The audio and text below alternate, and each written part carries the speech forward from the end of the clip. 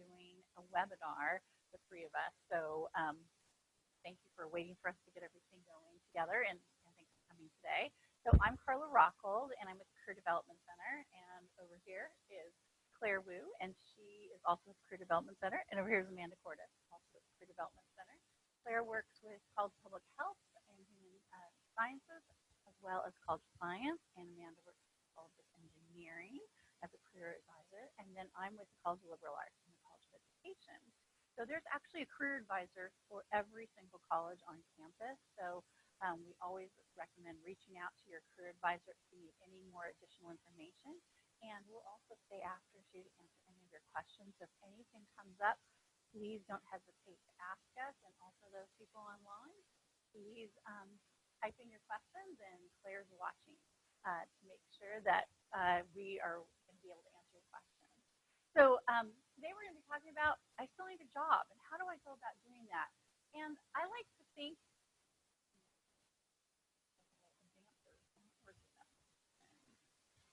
sorry, everyone, just bear with me.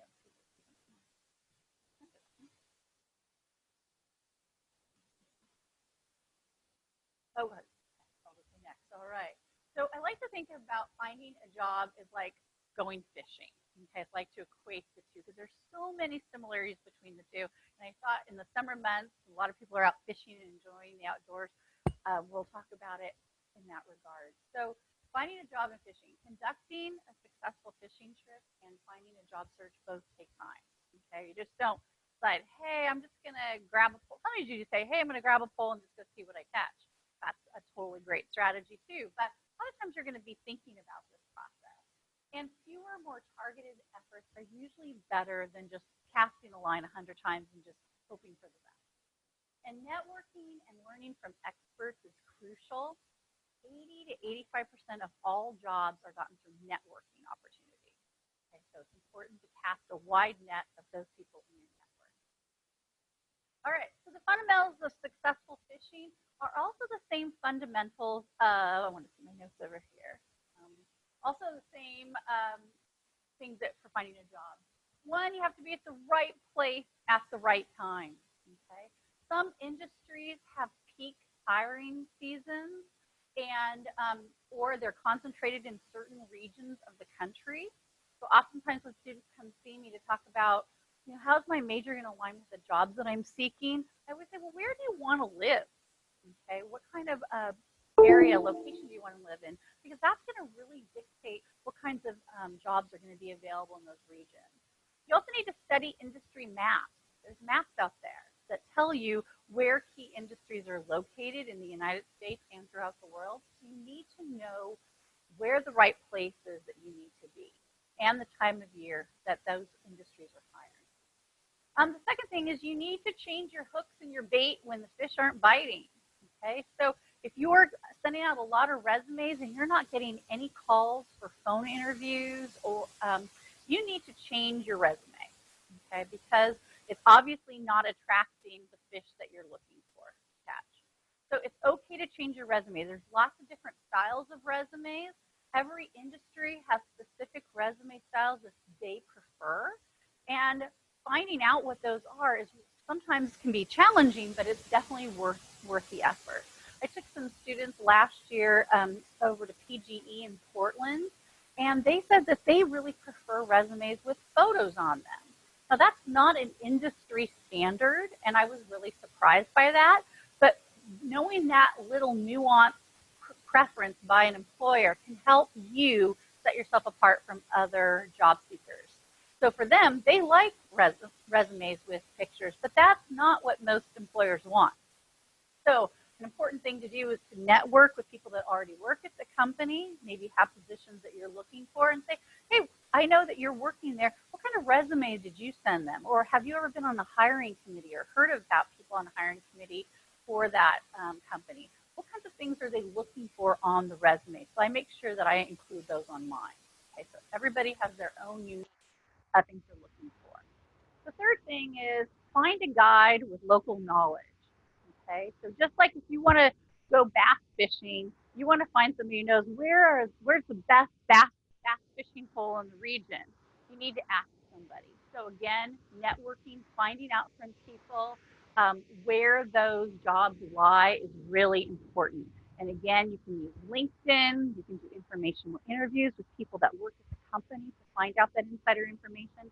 Glassdoor is an excellent resource for doing research on companies and organizations that you might want to work for. So those are all some options. Oh, back to the other one. Sorry. The next thing, so you can't see the slide. It's also important, number 4, to keep records and track your successes and failures. I'm going to, in the next couple of slides down, I'm going to tell you about how to do that. It's important to track who you're applying, what jobs you're applying to, what companies you're reaching out to, what was the resume that you sent them. Maybe you have 3 different resumes you're working with, and one resume always seems to get a response. So you could say resume A, B, or C. Resume A seems to be really successful. I'm going to keep using resume A. So you're going to track the types of resumes you're sending. You're going to track your follow-ups.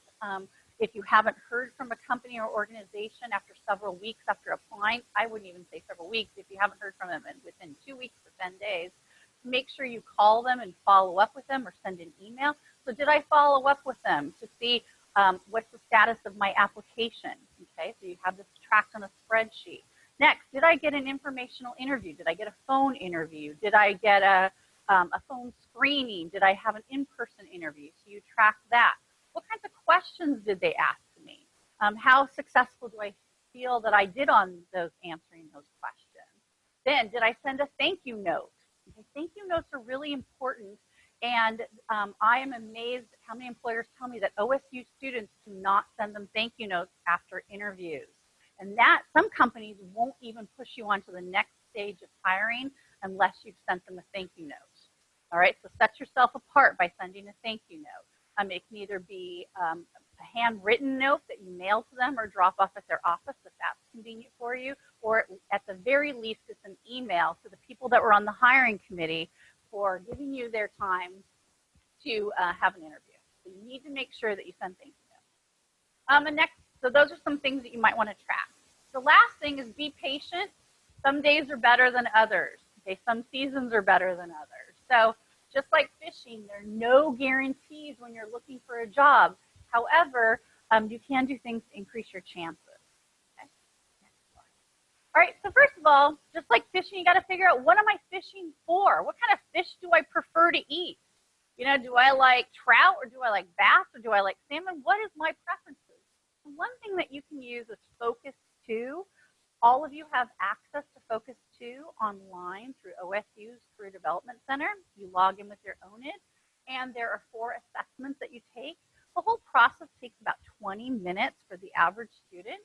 You'll take a quiz on work interest assessments, one on your values, one on personality, and one on your leisure.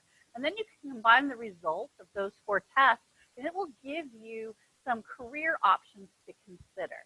And some of your options that you might get, like maybe you get zoologist, and you're like, well, I really don't want to be a zoologist. It's just providing you with some examples of things to look at.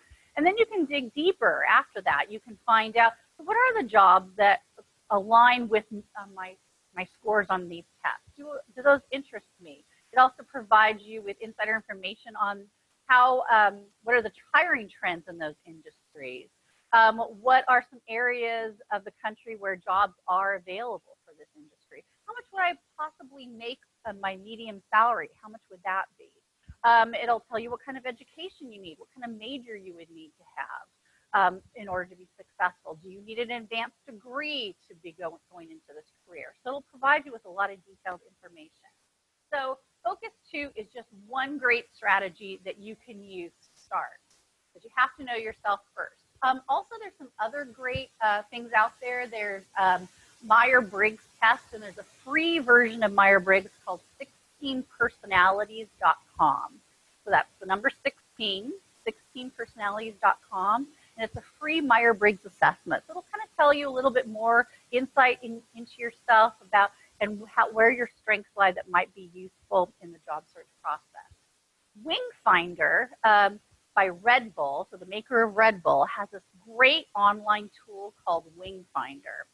And it's a personality assessment. This one takes 30 minutes to take, And I recommend not being distracted when you take it. I took it, and there's some math problems on there, and there's some logic problems, and people were walking in and out of my office. I'm like, wait, stop, I'm trying to take this test. And if you get distracted and you get timed out of it, it's really hard to log back in. So that's just from my personal experience. So Wing Finder is an excellent tool.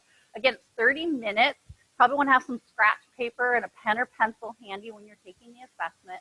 But it comes back with a 9-page document all about you, which I think is great. It gives you what are some of your strengths, what are your weaknesses in the job market, what would be the ideal work environment for you to be in. It also talks about how you can talk about your skills and strengths with employers in the interview process or in a cover letter.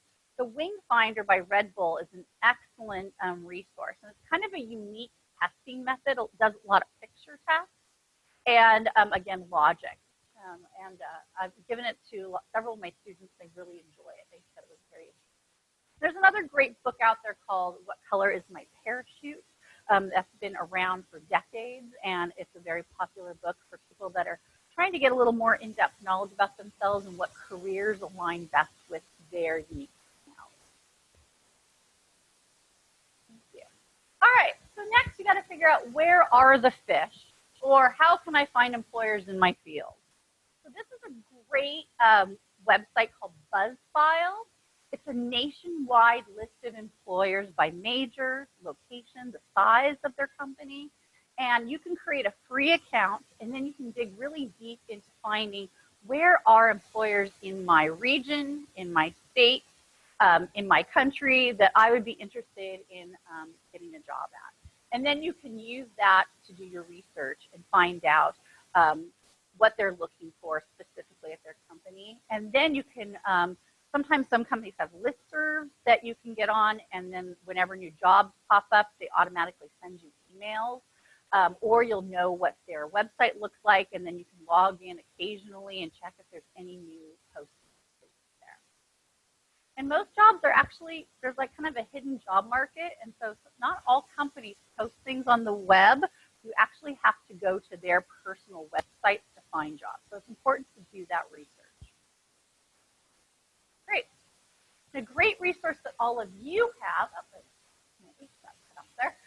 is Handshake. All of you have a Handshake account here at OSU, and you log in with your own ID, and thousands of employers across the United States are on Handshake.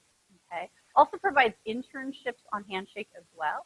You can do research based on the location, the region, your major, and then if you create a profile similar to LinkedIn and you make it public, employers will actually reach out to you.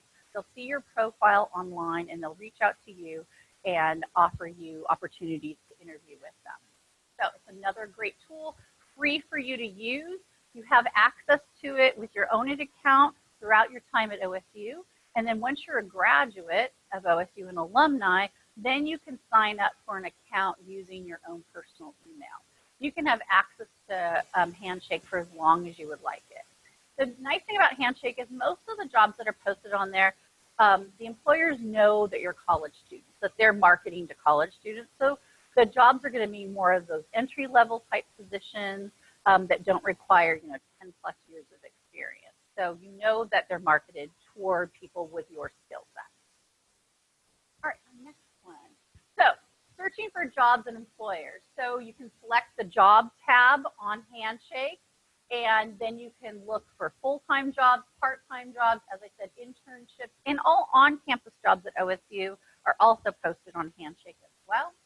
Then you can favorite certain jobs and companies, and then Handshake will sort of like Netflix, will learn your preferences, and then it will start suggesting jobs and employers and companies for you based on your profile that you've created and the things that you've noted that you like.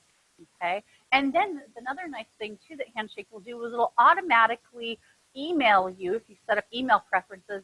If a job or a company that you like has posted something new, it will say, hey, you really like Nike, and Nike just posted a job that you might be interested in applying for. Go to it now. And then it'll tell you, hey, you liked a certain job and the application is due next week and you haven't sent in your application yet. So it also sends you really helpful, friendly reminders to keep you on track and keep you focused as well. It's a great resource to use. There's also excellent job boards out there for federal jobs, state jobs, and higher education jobs. I highly recommend using those. And then Indeed.com is an excellent resource. And my son has been looking for jobs lately, and he's had a lot of success with ZipRecruiter. So ZipRecruiter is another great tool out there. Also, there's job boards specific to your industry. So if you are an engineering major, you might want to Google best job sites for engineering positions. If you're a graphic design student or a new media communications, best job sites for graphic design positions. So there's lots of different specialized, tailored job sites out there. So I highly recommend searching those too, because they're constantly changing. Another thing too that you can use is LinkedIn is a great resource for finding jobs, as well as Glassdoor posts a lot of jobs. There's just a number of different job sites out there. So you want to utilize you want to cast the widest net you can, and some companies prefer different job sites over others, either because they charge them less or they're more user-friendly. So you need to figure out the employment industry that you're in, which site they most prefer. All right, if you are thinking about going abroad and working, Going Global is an excellent tool that you have access to through OSU. It'll provide you with 16 million employment opportunities throughout the world, and it's listed in 50 different languages. So that's another great resource that you have access to at all times. Again, you can create an account through it, and then it'll send you notifications when international companies have posted new jobs for you. All right, so next you're going to prepare your tools and equipment. So you're just not going to go out there and start fishing without some hooks and some bait and a pole. Well, the number one thing that you're going to have is you need to have a resume, obviously. And the important thing is that you tailor your resume, as I mentioned, to that industry and to the jobs that you're seeking, okay? So employers there's usually standards within a field, and you need to know what those standards are. A great resource for finding that is there's myperfectresume.com, and it allows you to find out what are some industry standards for resumes for these particular jobs that I'm looking for. So that will give you kind of some resources to look at, and then you can model your resume after those ones that you've seen online. And then you can utilize the resources from the Career Development Center here on campus to say, do I tailor my resume accurately for the field that I'm interested in? Yeah. myperfectresume.com. Yeah. Because in the College of Liberal Arts, I have econ majors, and their resumes look one way, and I have graphic design students, and their resumes look completely different. And I would never have my econ majors take a graphic design resume for a job, post it for a job. So it's very tailored and very specific. And we can help you. Amanda, if you're in engineering, can help you. What is a chemical engineering resume?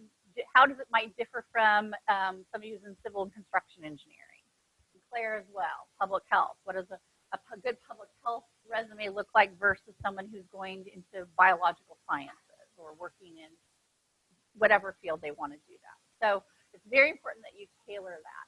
You need to establish some important contact information. You need to have a professional email address. So you can't have like lovescandy@gmail.com. Okay, you want to have elements of your name in it. So maybe it's the first initial of your name if you have a very common last name, first initial and last name, or have parts of your alphabet of your name in there. Preferably have your last name in the email. You want employers to see your email address as much as possible so your name sticks with them, and it's also easy for them to search for you and email you. So make sure you have a professional email address. Your OSU-owned email address is only valid for up to 1 year after graduation, so I recommend creating a professional email that you're going to use. You also need to have a phone number with a voicemail, and you want to have a professional voicemail. You want to make sure you identify your name in that voicemail so the employer knows they got a hold of the right person. So, hi, this is Carla Rockold. I'm not here right now. Please leave a message and I'll get back to you as soon as possible. Something as simple as that. I've had employers tell me that they've called students to either set up an interview or offer them a job, and their voicemail messages were seriously inappropriate, and they decided not to further them in the hiring process. So I've had several employers tell me that. So that's something to note, that you need to make sure that you have a very appropriate professional phone message. You'll want to create a LinkedIn profile, and you can put your LinkedIn profile on your resume, your link to it, because LinkedIn is basically your electronic resume, and it can be seen by multiple people if you make it the profile public. My husband's got his last 3 jobs from employers seeing his LinkedIn profile, and they've emailed him directly and asked him to come in for an interview. So LinkedIn is a great tool. If you make your profile public, then employers will actually reach out to you and offer you positions. Handshake does the exact same thing, very similar to LinkedIn. You also want to monitor your social media profiles. Like, Google yourself. What's out there? What is out there on the World Wide Web about myself? And then if there's anything that you don't like, make sure you drop it or get rid of it. Also, make sure you have all your privacy settings on your accounts. So that way, if you don't want certain information or things that you say out there, then you make sure you have your privacy settings. Okay, so it's very important to know what your social media accounts are, and also start following people. Use social media to help you find a job. Follow companies and organizations that you're interested in. On LinkedIn, maybe there's an employee who works for an employer that you want to, and they're very active on social media. You can follow them.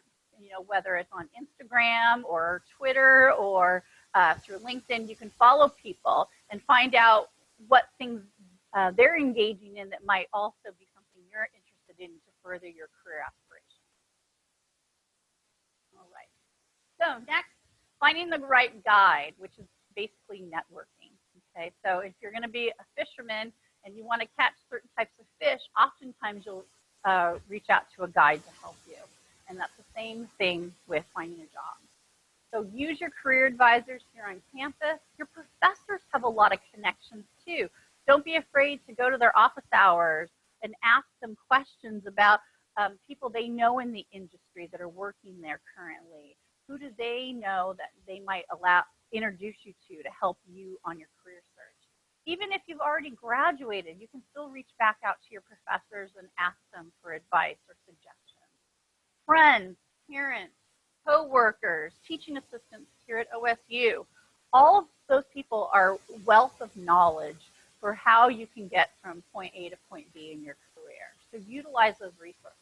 You have to put it out to the universe that, hey, I'm looking for a job in this industry. Do you know anybody? Tell everybody you know, ask everybody you know if they have any connections or any ways to connect you with the people that you're looking for. Because people, most of the time, really enjoy working with other people and helping them.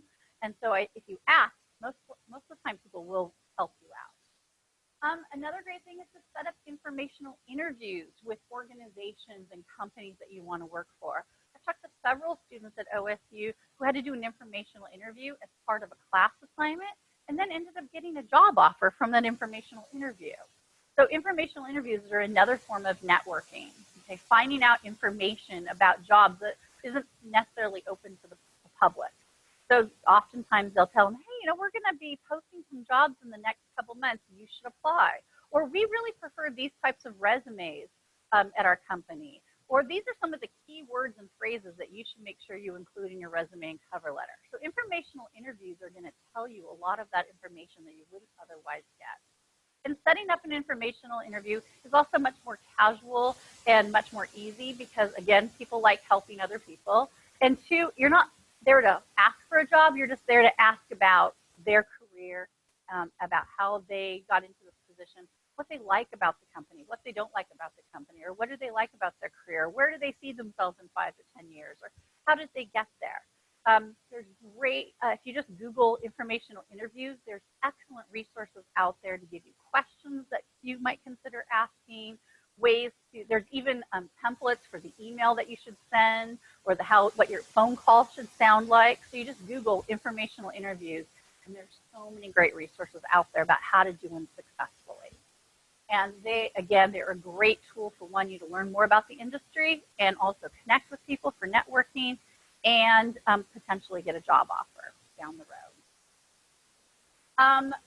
Another thing is go to those career fairs here at OSU. We have one every single term. And winter term, we not only have the large career fair, we also have a nonprofit career fair. So if you're interested in working for nonprofit agencies or government entities, the nonprofit career fair is an excellent place to find internship opportunities and jobs. And you can come to a career fair forever at OSU. You don't even have to have been a graduate of OSU to come to our fairs here. You just have to check in at the door. So those opportunities for you to attend are always there for you.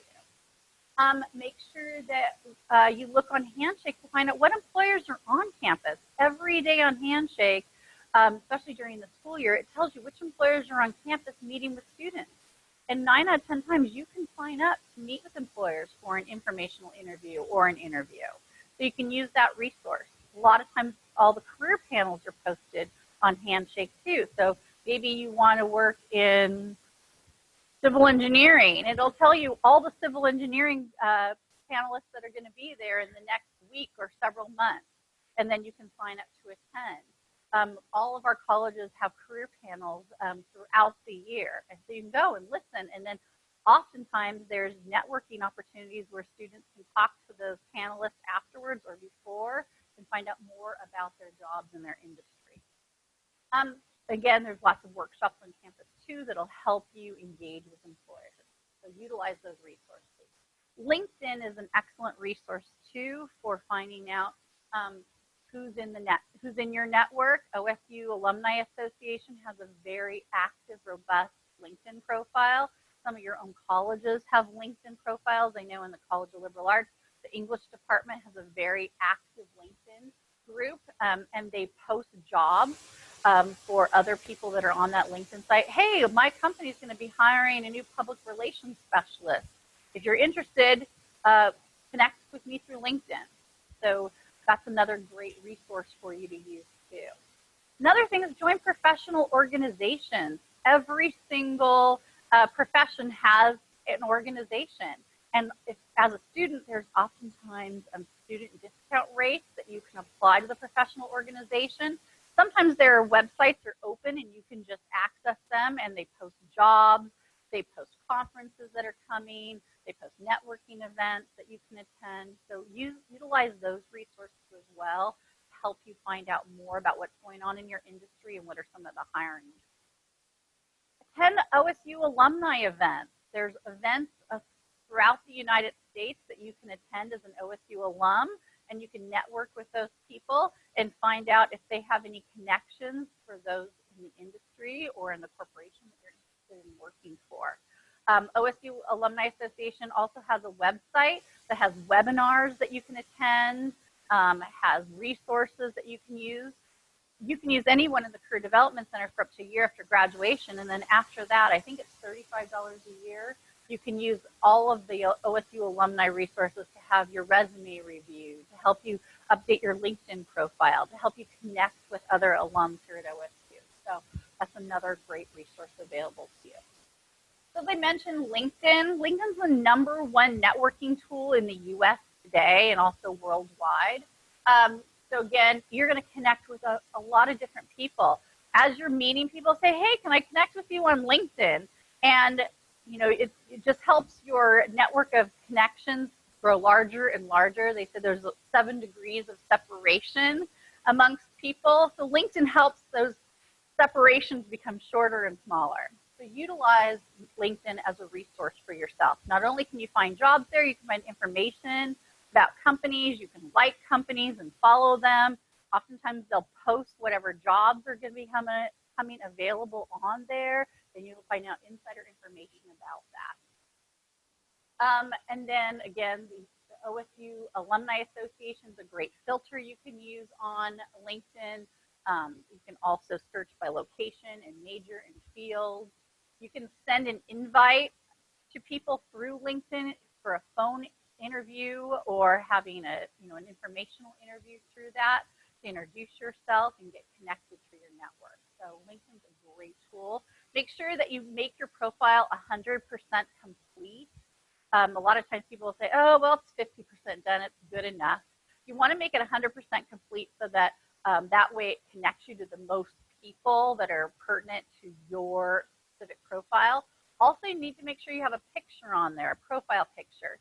People with pictures get 80% more hits than people that don't have pictures, so make sure you have a professional photo. You don't have to necessarily have someone pay to do that. At the Career Development Center or at the career fairs, we have people that take photos, but you can have a friend take a picture. Just make sure it's a headshot and that the background's not too distracting. I've had some people where they're like in a crowded room and they have a headshot. So you don't want it to be that, and you don't necessarily want it to just be a white board behind you or a white space.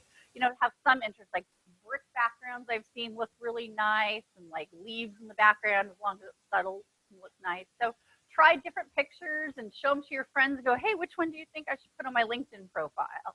And as long as you have a picture, it's a nice professional looking picture, it's going to draw more attention to you.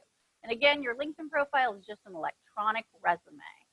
Another great thing about LinkedIn is you can also post your work on LinkedIn. Maybe you have a portfolio of work that you've done. You can have a link on there. You can post videos that you've done. You can post projects. So it's really a robust way to sell yourself to potential employers. All right, next. Keep track of your attempts. So lots of fishermen I know keep fishing journals. You need to, as I said earlier, keep track of your attempts to find a job. It's going to help give you some insider information on yourself. Again, which resume is successful. And my resume is obviously connecting with people because I'm getting lots of people calling me about it, but maybe I'm not doing a great job on the phone. So you can kind of track where your progress in the job search stalls.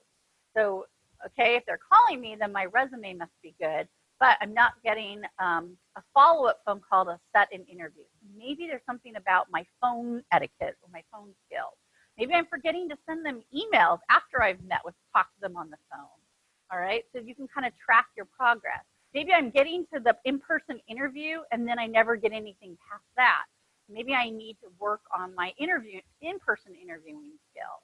There's little tricks and techniques that you can do to improve your outcomes for finding a job. So tracking your progress is going to help you know when and where you're going to be most successful. So again, list the companies and the job titles. The contact information is really important, like who called me or who emailed me from that company about that job. Because maybe somehow, you lose your cell phone. Maybe it breaks or you lose it. So if you have a spreadsheet with all that information on it and you don't have it still in your phone, you can still reach out to the company. Maybe you don't get the job the first time you apply for it, but maybe 4 months or a year down the road, they post a similar job. And you can go back to that contact information and say, hey, I just recently saw that you posted a job that's similar to the one I applied for. Could you give me some more information about it? So you'll already have a name, the number, and the email of somebody at the company that you can reach out to. You could like them on LinkedIn too and kind of follow them and find out what they're doing at the company. What's their role in the company? Are they moving up? Where did they start? Are they moving up in the company? Where are they going next? Again, you can track application deadlines and materials that need to be submitted. Very important on a position description that you actually follow the directions. Working here at OSU, we see people apply all the time and they don't upload their documents correctly or they don't submit the right things. So it's really important if it says submit your cover letter, submit a cover letter and a resume only. So you only do that. If it says submit all of them as separate documents or all of them as one document, you have to follow those directions. If it says they don't want a cover letter, they want an essay, then make sure you don't write a cover letter, you send them an essay. And they might have writing prompts that you have to use. So you have to be very specific and read the directions very carefully and do as they say. Again, you can track your interview dates, the times, the outcomes. Maybe you interview better in the morning. Maybe you interview better in the afternoon. So you can track that. Gosh, when I interview in the afternoon, I always get a follow-up interview. When I interview in the morning, I don't. So maybe you just have a better natural personal best time of the day. And again, make sure you follow up with those thank you notes. Okay, so you can track. Did I send a thank you note? When did I send it? Who did I send it to? And then any key takeaways, any notes that maybe you can share with another friend or colleague down the road that you have about that. And then also keep a track of the salary information. So what do you anticipate the salary being? If you got offered the job, what did they offer? Or what did you actually get? What were you able to negotiate?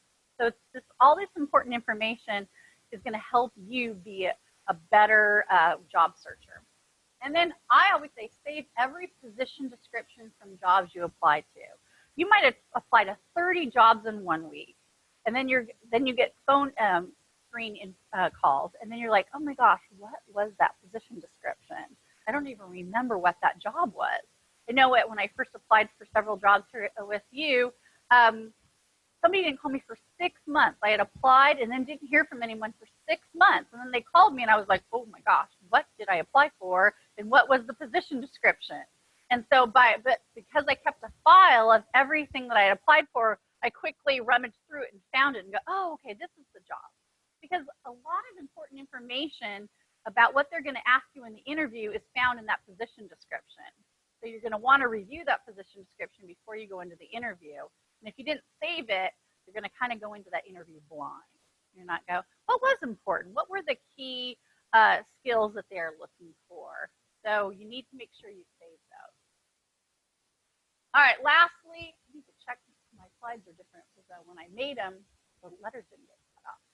Be patient, be persistent, and be positive, okay? So just like this fisherman, he's patiently waiting for that fish to bite his line. That's the same way with job searches. The average college student, it takes 6 months to find their first job, okay? And a lot of people can get really frustrated. 6 months is a long time. So there's things that you can be doing during that 6 months to help you get through that process. And also a lot of the things that you can do can help speed up that time. So according to Smart Recruiter, Tuesday is the best day to search for jobs. Okay, that's when 58% of all new positions are posted on Tuesdays. Okay, so Monday, Tuesday, and Wednesday are the days where jobs are posted. Okay, and Tuesday has the highest percentage. So what you should do while you're looking for a job is make sure that every Tuesday you block out time on your calendar that you know you're going to look for jobs on key websites that you like or key corporate websites that you like. Okay, and that's Tuesday's your day. That's your search day. All right, Monday is the best day to apply for jobs, according to Smart Recruiter. They say that 30% of candidates get an interview if they apply for a job on Monday, according to their research. Okay. Saturday is the worst day. Only 16% of people who apply for jobs on Saturdays ever get interviews. So don't apply for jobs on Saturday, unless, that's the only day of the week you can do it. But, again, Monday's going to be your best day. Morning interviews generally have a better success rate than afternoon interviews. But again, that could be a personal preference. Some people are just not morning people. They just can't put together 2 sentences together. So you need to know that about yourself. Am I better in the morning or better in the afternoon? Create a daily job search routine. So finding a job is a job, okay? So you have to create a schedule for yourself. Tuesdays, I search for jobs. Wednesdays and Thursdays, I update my resume and my cover letter for those jobs. On Friday, I have a friend or a relative, or I upload it to VMock, which is another tool that we have here at OSU that's coming online. So you can upload your resume and get review in 20 seconds about how strong your resume is. Fridays, I'm going to upload my resume to VMock and see how it looks. And then on Monday, I'm going to submit all my application material. Okay. So create that schedule for yourself and check in. Then while you're looking for a job, stay active. Don't stay in your room and play on your phone all day or play video games, which my child does. Make sure that you're out there actively looking for a job, okay? So you can volunteer. If you're doing volunteer work, maybe in that industry or related industry or something completely unrelated, you're going to meet people that you would have never otherwise known. You're going to make connections. You're going to network. You're going to learn some new skills. So do some volunteer work. Also, a great idea is work for a temp agency. There's lots of temp agencies out And they're always looking for new college students who are out there in the field who have time, and they're going to teach them some skills. So temp agencies oftentimes have training that they can do. If you don't like the job, it might be over in a week. So anybody can survive a cruddy job for a week. And then you go to another company and go work for them for a couple of weeks. Or maybe they really like you and they extend your contract or they hire you. So temp agencies are a great way to learn what jobs you like, learn some new skills, also network with people that you would have otherwise not met. My parents were trying to convince me that I should go to law school, and I was like, oh, I'm a lawyer. And they said, well, just go work in a law office and see what it's like. You might love it. I said, okay, fine. So I got hired by a temp agency to work in different law firms in the Bay Area, and I realized very quickly that is definitely not what I wanted to do. But that experience, that I could go back to my parents and say, look, I did it. I went and worked in several law offices, and I realized that wasn't for me. So you can try things out and realize what you like. But I did like certain elements of working there, but not most of the elements. But you can find out what you like, what you're good at. You can learn new phone systems. That was a thing. Every company I went to had a different phone system that I had to learn. So by the time I was applying for jobs, I listed all the different phone systems I knew. You could list all the databases that you learned during that time working at temp agencies. So also to help build a robust resume, I worked for these 3 companies over the last year. Okay, so another great way to build your resume skills. And then also make sure you're enjoying activities where you're meeting new people and learning new things. Okay, so keep busy. Don't go into your cave. All right, so any questions that anyone might have for me or any of us that are today? Yeah.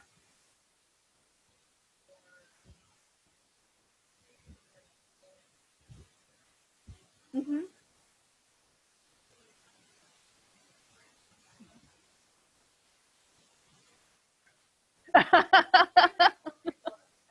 Yeah.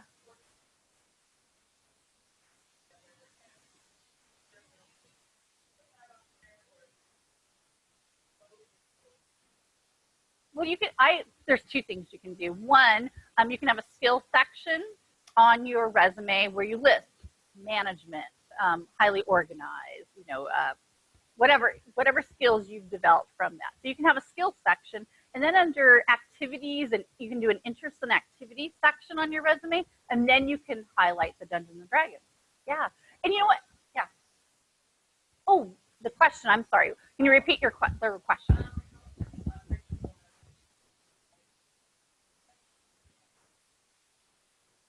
Yes. So how can we leverage I'm going to have to repeat this. I should have repeated it.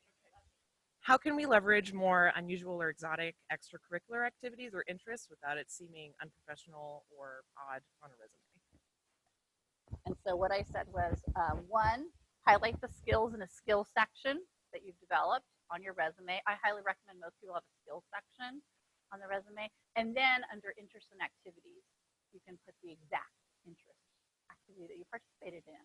And sometimes it's the craziest thing, but you might have an interviewer who also loves Dungeons and Dragons, or the hiring manager, oh my God, that was my favorite thing. And your resume is going to stand out versus other people. And they're going to, gosh, I know how important that role is in Dungeons and Dragons. And that would be a great asset or a skill to have here in this office. Yeah. No, wait. No, wait. No microphone. I'm looking for a job specifically in electrical engineering and computer science. Should I stay in contact with the college advisor within EECS, or should I go to the College of Engineering Career Development Center advisor? Okay, we're going to have Amanda address that. So I say use the tools that are helpful to you. So generally within like Elizabeth and Nick and all of those advisors are more focused on academics in your schedule. And so these are the classes you need to sign up for. And so they're kind of focused on, well, you've graduated, now we have all of these new students who need to sign up for classes and things like that. So if they have some resources, so if you get what you need from them, that's great. They say, log into Handshake, here are the steps, go, and you're off. You can run with that. If you're finding you want more help, that's really career specific and tailored, then you can set up an appointment with me. and we can talk through things. Also Generally, your professors. your professors, and for EECS specifically, I would recommend signing up for the school newsletter because they'll have a lot of jobs posted in there that don't get posted anywhere else. Employers reach out and say, hey, we want to hire somebody. So that's in there. I'm seeing a lot of notes. How many people are EECS? No. And then the EECS, they also have LinkedIn specifically for their alumni where they hire, target, highlight other hiring opportunities specific for their alumni. So there's a lot of resources through the school that I would still be in contact with. But if you want probably tailored one-on-one career help at this point, that would be more through me than your academic advisor. All right, great. So we had a question online.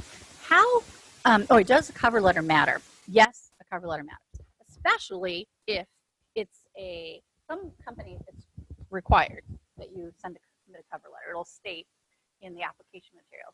Some it says it's optional. Some doesn't ask for it at all. Now, if they will not accept a cover letter, then obviously there's some positions like here at OSU where you cannot submit a cover letter for. But if it's even optional, you should always do a cover letter.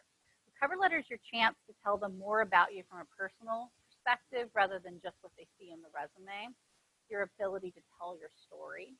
It's also a way that you can highlight key elements of the position description that match or align with your skill sets and your interests, okay, that maybe not be able to be identifiable through your resume. And also it's a great way for them to see how good a writer you are and a communicator you are. Okay? So oftentimes employers are looking, that's the number one skill employers are looking for, people who can communicate verbally and in writing. And your ability to write a great cover letter sets you apart from the candidates who, one, don't write well, or two, didn't submit one at all. So whenever it's an option to submit a cover letter, make sure you submit a cover letter. And then make sure it's tailored to that position. It's not just some generic cover letter that's really tailored specifically to that position description and the corporate mission, vision, and value statement, how you align with them. Okay, your skills, your unique interests align with what they're looking for. Yes, of course. So this is something, again, where the tailoring is really important. If you have the same letter and you're just copy pasting out the company name, anybody reading it can tell. And your informational interviews will really help you here too. Like Nike has told us for their recruiting, they want someone's Nike story in the cover letter. Like, what is your connection to the brand? And I wouldn't have necessarily thought about that ever in terms of general cover letter advice online. They're saying that's really important for their company. So the more you can talk to people in your industry, you'll have insider information like that. All right. Any other questions? Yes. Okay.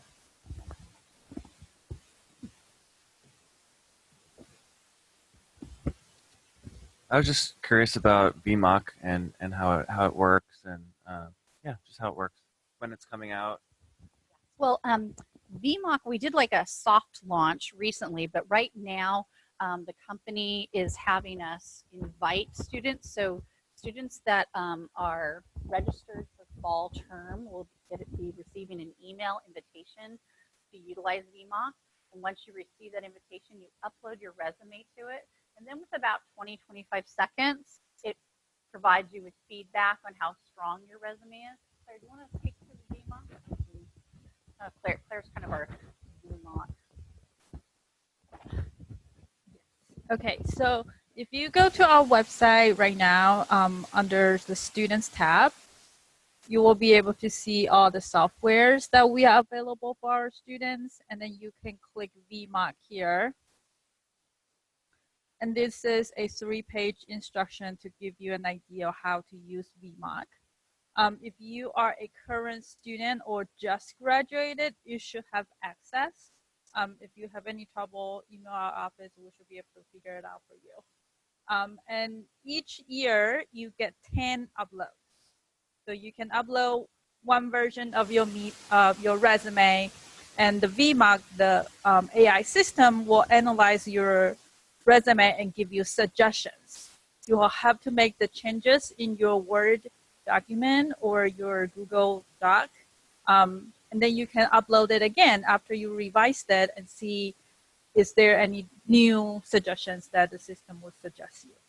So that's how you will be able to access our system. Goes to Career Center, Student, and then VMOC. And it's my understanding that, according to our director, that VMOC wasn't letting students upload yesterday. But so we don't know, because so if you try it and it doesn't work, just let us know, and then we'll try to navigate that system for you. So we have an online question. Any specific tips for phone interviews? Yes. So for phone interviews, one, make sure that you have a good connection, so that they can hear you clearly. So practice with somebody else. Make sure that you're not in a dead zone when you get a phone call. Also, it's good, they say, to stand when you're doing phone interviews. You project your voice better when you're standing versus sitting for a phone interview. So that's another tip that I've heard. Another great thing about phone interviews too is they can't see what you have on your table or in front of you. So have your resume out in front of you. Have the position description out in front of you. Have key points that you want to make sure you address in some way or another in front of you that you can refer to and look at while you're being interviewed. It's so easy in a phone interview to kind of get lost because you're not focused on the people in front of you. So if you have different items out in front of you to refer to, it'll keep you on track. Also make sure you have a timer, like for your clock in front of you or something, so that, because they'll say, okay, we have 15 minutes for this phone interview and you have 5 questions. You can think to yourself, okay, I have 15 minutes, 5 questions. That means I should only give every question 3 minutes maximum. So that way you can kind of watch your time, engage yourself on, am I over speaking? Am I leaving enough time for myself to ask questions of them at the end? And it's always critical that you have questions to ask them. Okay, I'm amazed at how many interviews I go into with people and they don't have any questions to say, because every time you go into an interview, usually they say, oh, do you have any questions for us? Make sure you have 3 to 5 great questions to ask them about the position description or about the role, or what do they like about working for this company or organization. So have some questions. I also like to phrase questions, at least one question, in a way that says something great about myself. So I'm a team player. What do you do with this corporation to encourage people to work well together? Or I'm a lifelong learner. What kind of opportunities are there for me to engage in continuing education or training?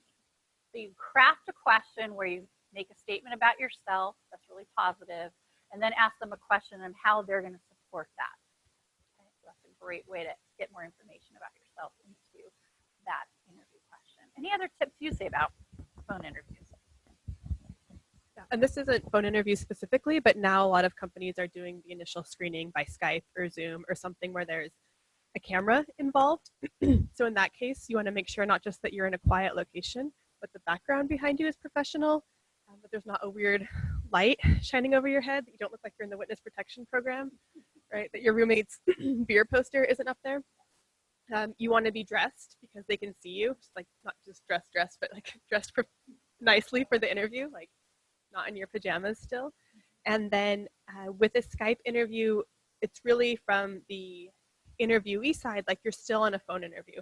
So you shouldn't be looking at the video. The video is not for you. You really should be looking at the camera to make eye contact with the interviewer, and you're kind of using your peripheral vision and your other senses to see how your questions are landing, but trying to really make that eye contact.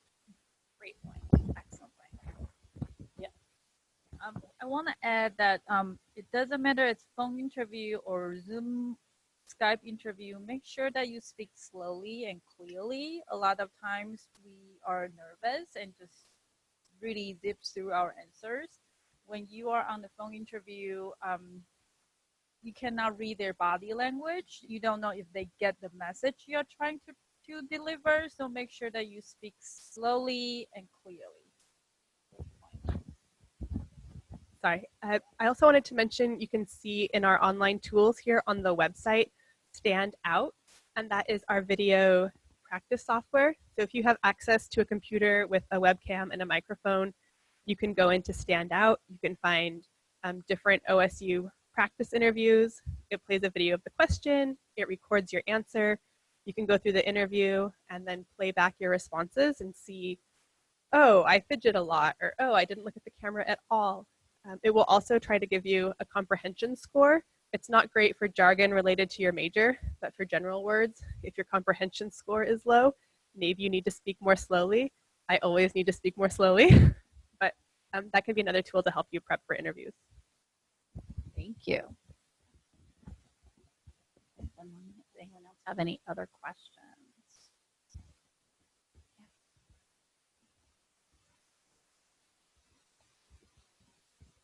So, does the Career Development Center have,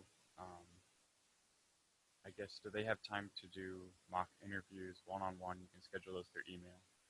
And then, I guess, you can schedule time to go over resumes, cover letters. Okay.